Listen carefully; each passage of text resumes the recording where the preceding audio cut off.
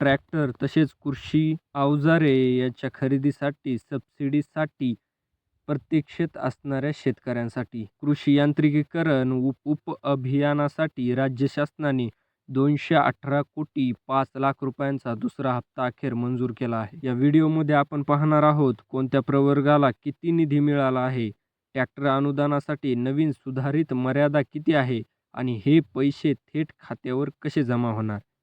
यासाठी व्हिडिओ शेवटपर्यंत नक्की बघा. 3 ऑगस्ट 2026च्या शासन निर्णयानुसार हा निधी मंजूर झाला आहे. यामध्ये 60% वाटा केंद्राचा आणि 40% वाटा राज्य शासनाचा आहे. प्रवर्गनिहाय निधीची विभागणी पुढील प्रमाणे केली आहे.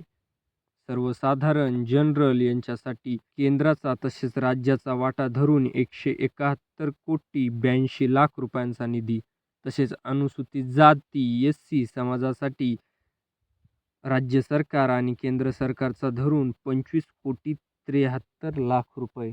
ST प्रवर्गासाठी केंद्र शासनाचा आणि राज्य शासनाचा दोन्हीचा वाटा 20 कोटी 50 लाख रुपये. आता सर्वात महत्त्वाचा मुद्दा म्हणजे ट्रॅक्टर अनुदानाची मर्यादा किती राहणार आहे.